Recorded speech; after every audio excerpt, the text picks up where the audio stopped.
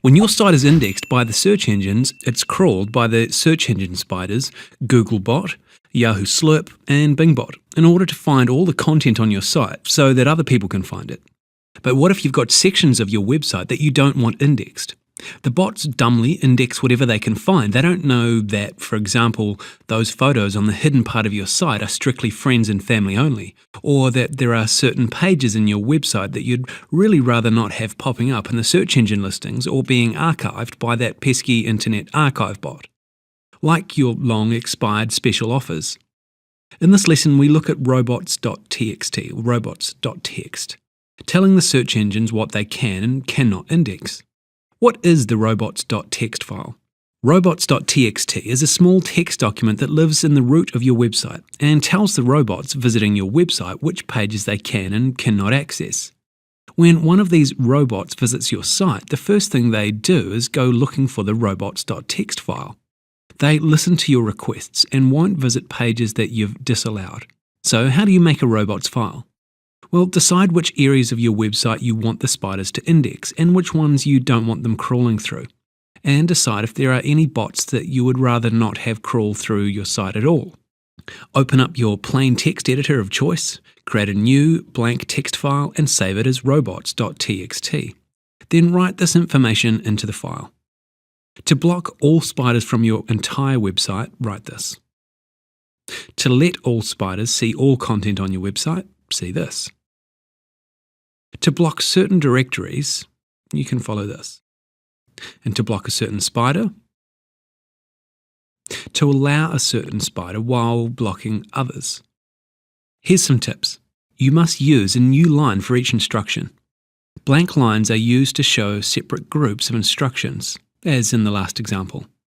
The asterisk in the user agent line has a special meaning in robots.txt and can't be used as a wildcard. If you wanted to disallow all GIF images on your website, you couldn't just go disallow asterisk GIF. That won't work.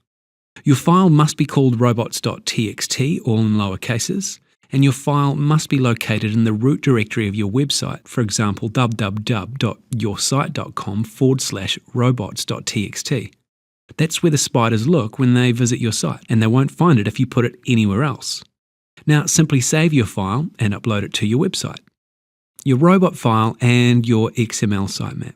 If you've already seen our lesson on creating XML sitemaps, you'll know that your robots.txt file is a really handy place to let the search engines know where that is. All you have to do is leave a blank line after the last command in your robots file and then paste this little line here. If you've got more than one sitemap, you can enter more than one line. This way, you don't need to specifically tell each and every search engine where they can find your sitemap. They'll see it as soon as they look for your robots file, which every polite bot will do when they visit your site anyway. Okay, some things you need to know. Not all spiders honour robots.txt. Polite spiders, such as those belonging to the major search engines, are polite and won't index items you've listed in your robots file. However, not all robots are polite. For example, from smaller search engines or general data scraping bots, they'll also collect any and all content anyway. Your robots.txt file is actually publicly accessible. Don't try to use the robots file to hide content on your site. The robots file is able to be viewed by anybody, simply by typing www.yoursite.com/robots.txt into their browser.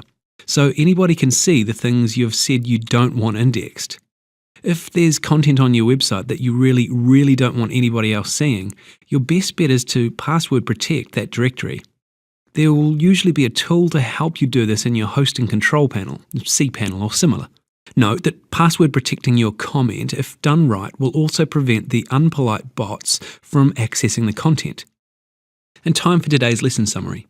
In this lesson, we've looked at robots.txt, what it is, what it's used for, and how to create one.